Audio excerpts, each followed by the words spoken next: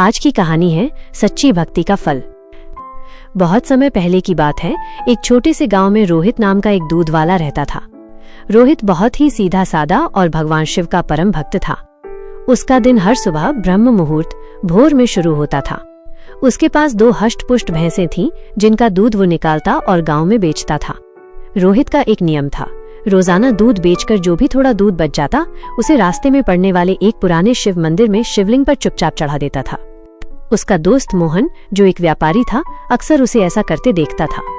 एक दिन मोहन ने रोहित से कहा, रोहित, तुम कितने मूर्ख हो, रोजाना इतना दूध यूं ही बर्बाद कर देते हो। क्यों नहीं इसे भी बेचकर कुछ पैसे कमा लेते। रोहित ने मुस्कुराते हुए जवाब दिया, मोहन, ये दूध मैं बर्बाद नहीं करता, ये तो मेरे भोलेनाथ की सेवा में जाता है। थोड़ा सा हिस्सा उन्हें समर्पित करके मुझे जो शांति मिलती है वो हजारों पैसों से भी ज्यादा अनमोल है।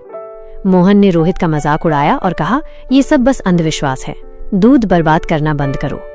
रोहित अपनी भक्ति पर अडिग रहा। कुछ दिनों बाद रोहित की भक्ति को देखकर भगवान शिव और माता पार्वती प्रसन्न हुए। उन्होंने रोहित को एक सबक देने का निश्चय किया। एक दिन वे दोनों एक सेठ और सेठानी का वेश बनाकर रोहित के घर पहुंचे। सेठ ने रोहित से कहा, दूध वाले, हमें तुम्हारा सारा दूध चाहिए, हम तुम्हें बाजार से दुगुना मूल्य देंगे। रोहित बहुत खुश हुआ और उसने हाँ कर दी। अब चूंकि सारा दूध बिक जाता था, उसके पास मंदिर में चढ़ाने के लिए कुछ नहीं बचता। रोहित उदास हुआ, लेकिन सोचा कि अधिक पैसे से घर की जरूरतें पूरी होंगी।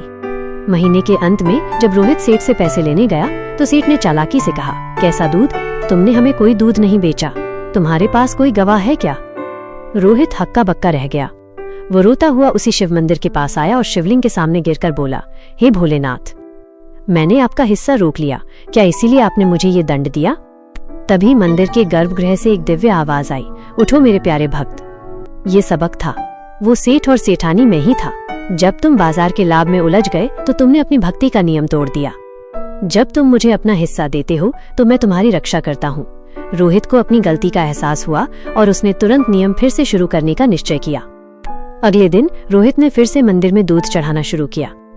जब वो शाम को घर लौटा तो उसने देखा कि सेठ और सेठानी उसके घर के दरवाजे पर खड़े हैं। उनके हाथों में दुगने पैसे और एक बड़ा उपहार था। सेठ ने रोहित के पैरों पर गिरकर क्षमा मांगी और बताया, जैसे ही हमने तुम्हें पैसे देने से मना किया, हमारे सारे व्यापार में भयंकर नुकसान होने लगा।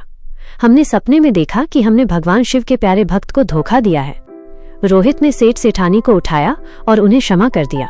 उस दिन से रोहित ने कभी भी अपने नियम को नहीं तोड़ा और वो हमेशा याद रखता था कि सच्ची भक्ति और नियत का फल हमेशा मिलता है। कहानी की सीख, भगवान को केवल बड़े चढ़ावे से नहीं बल्कि सच्चे मन से की गई छोटी सेवा से भी प्रसन्न किया जा सकता है। अगर मेरी कहानी आपको पसंद आई है तो मेरे चैनल RS स्टोरी को लाइक करिए, सब्सक्राइब करिए तथा बेल आइकन में क्लिक करिए। धन्यवाद।